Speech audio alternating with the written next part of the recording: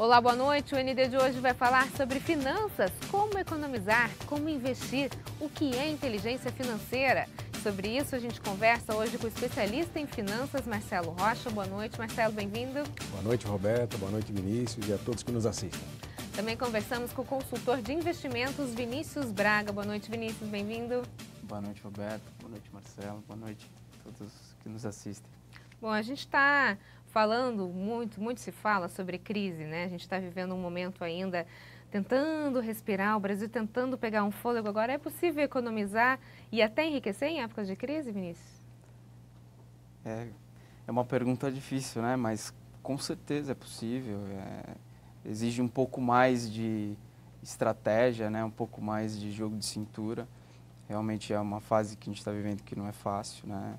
Mas, ao mesmo tempo, mesmo em momentos de crise, nós vemos que tem muitas empresas que conseguem prosperar, muitas pessoas que conseguem crescer profissionalmente nas suas carreiras. O que exige nesses momentos é sair um pouco do quadrado, fazer algumas coisas diferentes, mudar alguns padrões de comportamento, principalmente quando a gente fala de dinheiro, né? E são essas pequenas mudanças que vão dar um resultado diferente e vão levar, né, as pessoas para um caminho de enriquecimento, de prosperidade. O segredo, então, está na criatividade, Marcelo. Tem que ser criativo Isso. Nessa época de crise para conseguir dinheiro? Tem que ser criativo, tem que ter bastante controle com as suas despesas, né? Principalmente as famílias aí que estão passando dificuldades por conta dos aumentos que estão tendo, né? Afinal de contas, a inflação que se apura nos indicadores, né, realmente não é aquela inflação que tem dentro de casa, né? Então, a gente tem que ter muito cuidado, muito controle, colocar tudo naquela planilhinha simples, do aquilo que entra, aquilo que sai e tal, ver se sobra dinheiro, tem que fazer sobrar. Se não estiver sobrando, tem que ver onde é que está a torneirinha aberta, cortar as despesas e fazer sobrar, para aí conseguir poupar, né? O Vinícius falou muito bem, quando você começa a ver aonde você tem despesas a mais e consegue fazer a sobra, consegue dizer o não, né? Quando você sai para fazer uma compra, sai com a família, alguma coisa assim, você consegue dizer não a si mesmo, você consegue economizar um pouquinho mais. E aí, obviamente, você consegue aplicar, consegue investir naquilo que, obviamente, um consultor consegue lhe dar o melhor caminho. Tem algumas dicas simples, né, que a gente pode utilizar no dia a dia, por exemplo, quando você vai fazer compra no supermercado, não levar a criança que fica pedindo só uma balinha, só um docinho, só um biscoito, tudo isso quando você coloca no carrinho, depois e faz a contabilidade, acaba saindo um dinheiro que não estava previsto no orçamento, né? Existem dicas que a gente pode dar para as pessoas de coisas simples que elas podem economizar no dia a dia? No meu trabalho, né, de consultoria de investimentos e de educação financeira, a gente fala muito no orçamento. Você planejar antes de fazer o gasto. Então, antes de ir ao supermercado, por exemplo, você saber o quanto realmente você pretende gastar naquele supermercado. Porque anotar os gastos para apurar isso tudo no final do mês é muito mais complicado. É difícil de ter essa regularidade. Mas no momento que a gente consegue fazer uma previsibilidade, fazer um orçamento antes, determinar quanto que eu vou gastar com determinada coisa, numa ida ao shopping, num passeio de lazer, num supermercado, numa loja, e tentar ter a disciplina de cumprir aquele orçamento, é uma forma de você ter as suas finanças no controle, muito mais palpável do que se anotar tudo para lá na frente tentar tomar alguma atitude. Especialistas em finanças, Marcelo, falam que enriquecer é uma questão de escolha. Você concorda com isso? Ah, com certeza. Você tem que ter, o Vinícius até falou, disciplina. Se você não tiver disciplina, você não consegue chegar no seu objetivo, né? Tem que ter planejamento, você tem que realmente centrar naquilo que você quer, né? Obviamente tem um planejamento para a empresa, tem um planejamento profissional para a sua carreira, né? E tem um planejamento familiar. Então você tem que ver o nível de planejamento que você quer fazer, onde você quer chegar, né? O que você quer conquistar. Coloque metas na sua vida para ver o que você quer conquistar. A partir do momento que você começa a conquistar os seus objetivos, você começa a pegar gosto. É muito interessante, né? É a mesma coisa do poupar. Quando você começa a poupar, por menor que seja, você começa a ver que o dinheiro sobra, você começa a pegar gosto de ver dinheiro na sua conta, ver dinheiro sobrando, ver dinheiro ali para você fazer aquela compra e negociar um preço à vista melhor. Então é muito interessante você começar a criar aquele critério, né, e fazer um melhor negócio. Alguém que ganha até 2 salários mínimos consegue economizar? Na nossa situação, uma família com 2 salários mínimos, é possível? A gente está falando das pessoas fazerem o seu planejamento, guardarem dinheiro, mas hoje a realidade do brasileiro gira em torno de 1, 2 salários. Dá para fazer o que com isso? Além de tentar sobreviver, né? Por isso que exige muita criatividade, né? E o brasileiro é realmente um povo muito criativo. E tem que procurar usar essa criatividade para fazer sobrar. Nem que seja 20, 30, 50 reais. Começar a fazer um pé de meia com esse pouco que sobra, porque o ato de poupar, ele é um comportamento e ele pode se tornar um hábito. Então, mesmo no pouco, mesmo com a renda baixa, o pouco que a pessoa conseguir poupar, aquilo se tornando um hábito, ao passo que ela vai se desenvolvendo profissionalmente, que vai conseguindo ter um incremento nessa renda, esse pouco passa a ser bastante e passa a dar resultados muito mais satisfatórios no médio e longo prazo, que é isso que é o mais importante, a gente ter sempre uma visão de médio e longo prazo e não uma visão imediatista. É lógico que 30, 50 reais, né, em um mês, em 2 meses não vão fazer uma diferença, mas ao longo do tempo, o hábito de fazer essa poupança... E aplicado no lugar certo, né, Vinícius? E aplicar e fazer um investimento adequado com esse dinheiro, com certeza, pode levar a um resultado lá na frente muito, muito diferente do que quem não consegue guardar nada. E eu falo isso porque, trabalhando com investimentos, a gente tem contato com pessoas de vários níveis. E eu percebo isso. Pessoas com uma renda baixa têm dificuldades, mas pessoas com uma renda alta também têm dificuldades financeiras com dinheiro. Porque a nossa relação com o dinheiro gasta, né? É emocional, é muito emocional, é um impulso de consumir. Então, a partir do momento que a gente consegue controlar esses impulsos, por mais difícil que seja, e fazer uma poupança e ter esse hábito, fica muito mais fácil quando você aumenta a sua renda, continuar tendo esse hábito e não mudar o seu padrão de vida. Ok, no próximo bloco a gente continua a falar sobre finanças, mas antes eu tenho um recado para você. Olha para mim. Sabe quando você está despreocupado, cabeça nas nuvens, viajando nas ideias? Sabe? Vou te dar um choque de realidade. Chega aqui pertinho. Chega de choque. Olha só. A força de um guardião está na atitude. Está nas palavras. A habilidade de enxergar riscos. Na proteção da vida em qualquer campo. Um guardião leva a vida, não leva choque. E eu digo, chega de choque. Eu espalho, chega de choque. Eu sou, chega de choque. A força do guardião está no comprometimento com a vida. Juntos, somos guardiões dessa causa. Venha fazer parte. Pois é, a gente tem que dizer chega. Todo mundo tem que ficar esperto com os perigos da rede elétrica. É por isso que eu já sou o guardião da vida. E você? A gente tem que orientar as crianças e até os marmanjos a empinarem pipa em lugar aberto, como campos e praças bem longe dos postes e fios. E você, meu amigo da obra, pintor, encanador, pedreiro, eletricista, faz tudo, marido de aluguel, enfim. Na hora de construir e reformar, nunca monte andaimes próximos da rede elétrica ou aproxime materiais metálicos dos fios. Sabia que não precisa nem encostar para levar choque? É só chegar perto? Então repita comigo. Chega de choque, eu sou um guardião da vida. Acesse agora chegadechoque.com.br e descubra outras dicas de segurança. Chega de choque, uma causa da CPFL Energia e de todos nós.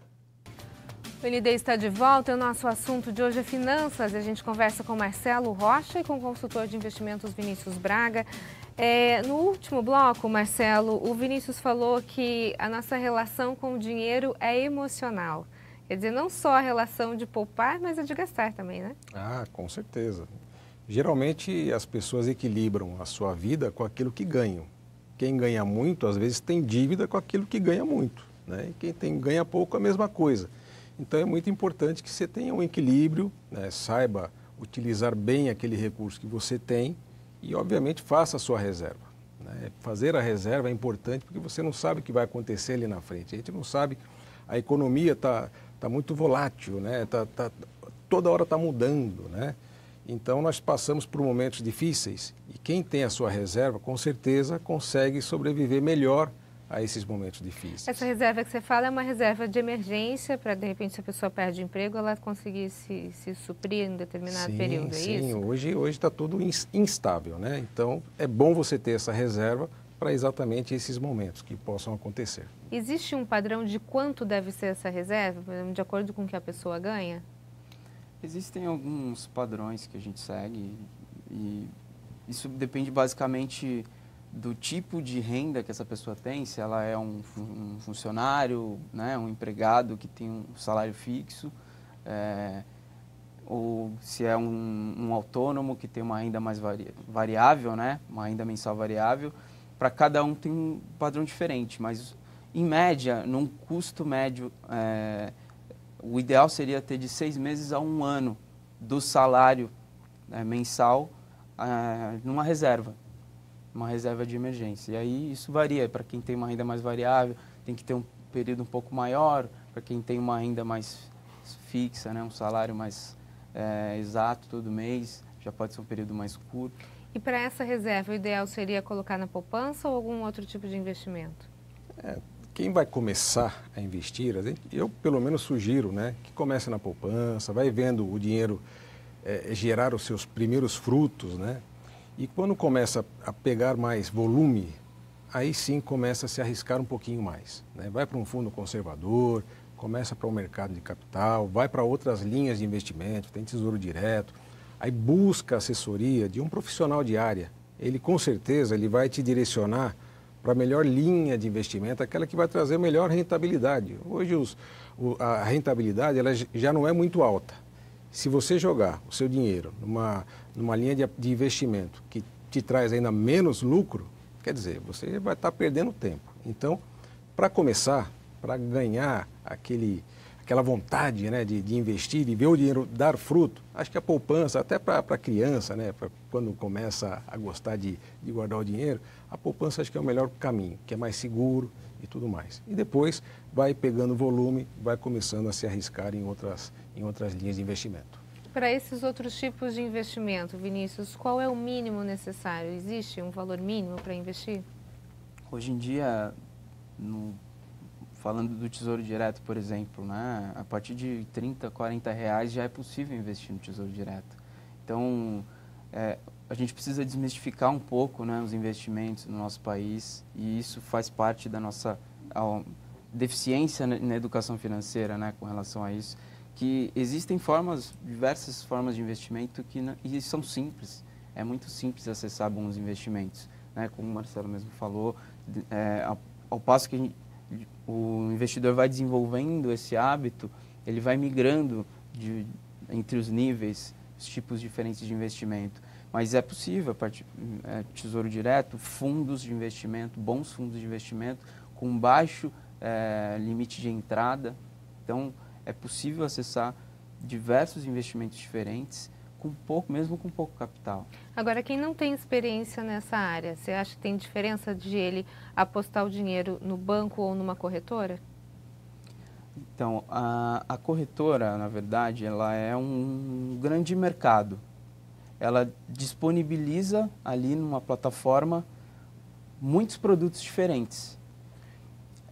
Então, quando a gente vai para uma corretora, você está tendo acesso, né, a um universo muito maior do que o próprio banco consegue oferecer.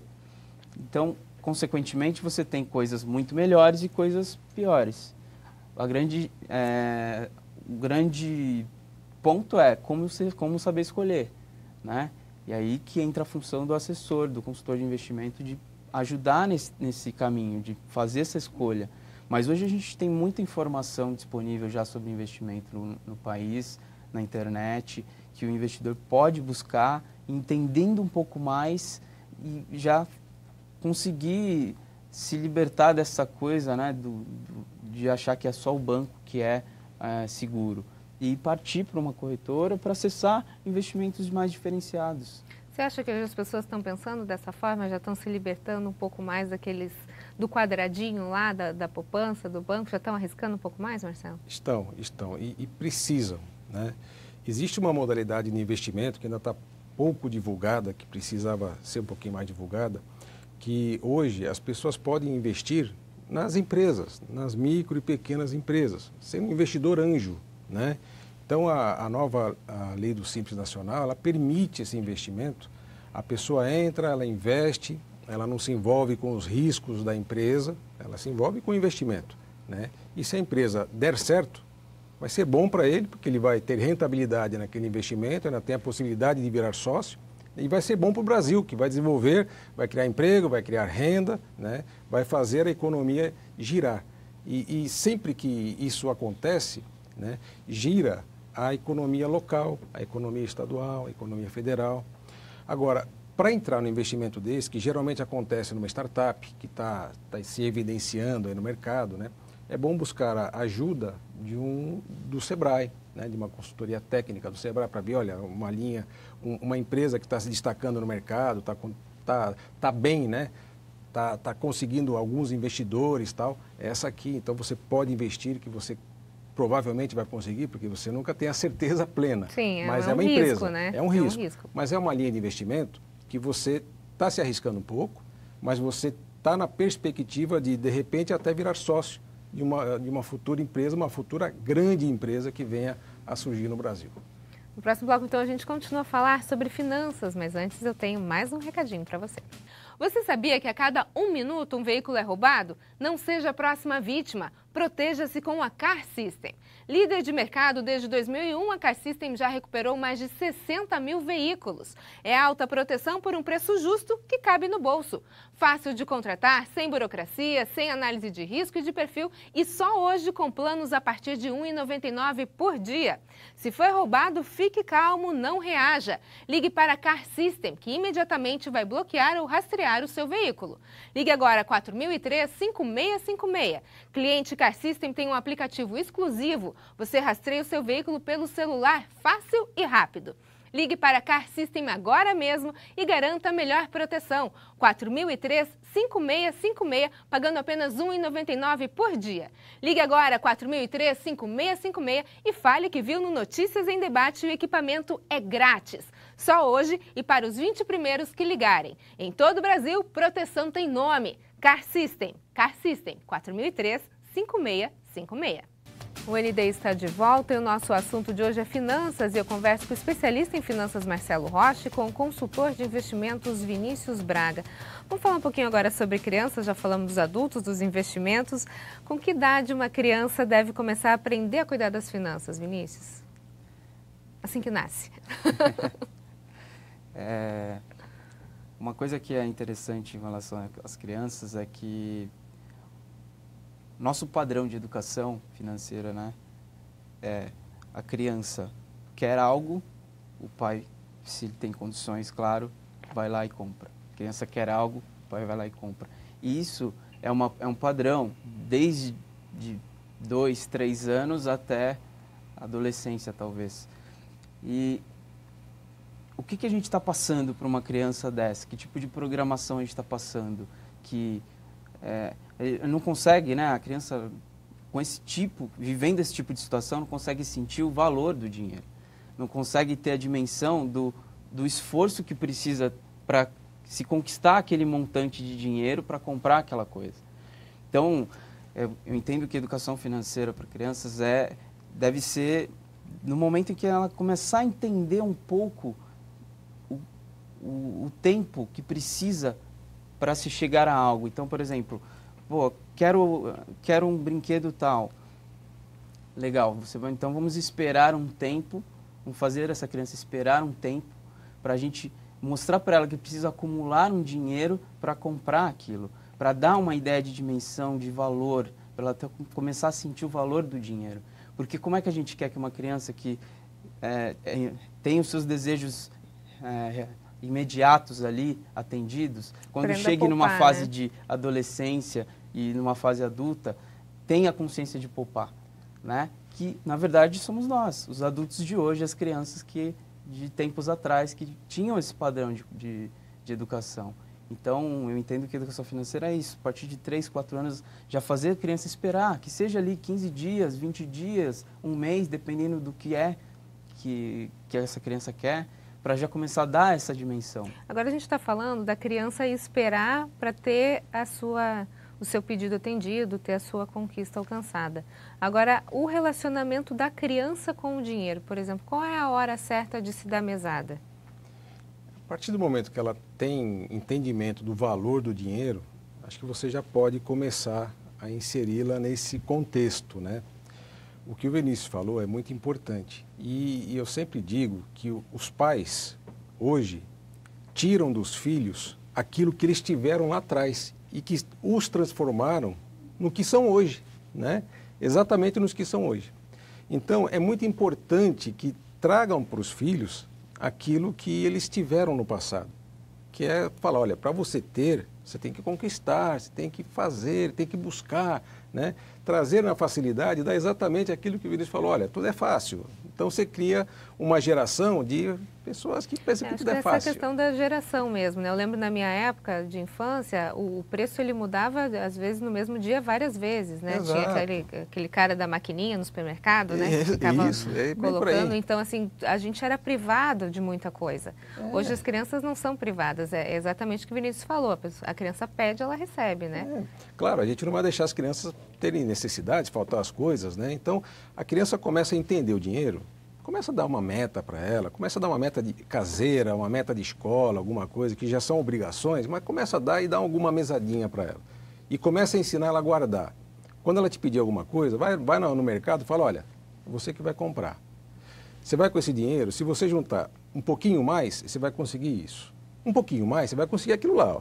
O que você quer? Isso hoje ou aquilo amanhã? Então você vai dando um conceito para a criança vai começando a entender, poxa, se eu guardar, eu vou conseguir mais. Se eu quiser hoje, eu vou conseguir menos. Então, é importante passar esse conceito para a criança, que ela vai começar a entender o quanto é importante poupar. Tem como se definir um valor certo para se dar? De acordo com a idade? Isso varia muito, né? Do tipo de padrão de vida da família e tal, mas tem que ser um valor que ela consiga realmente ter esse contato e ter essa dimensão. O que eu consigo comprar com isso? E passar esse tipo de coisa. Pô, com 10 reais, o que dá para comprar com 10 reais?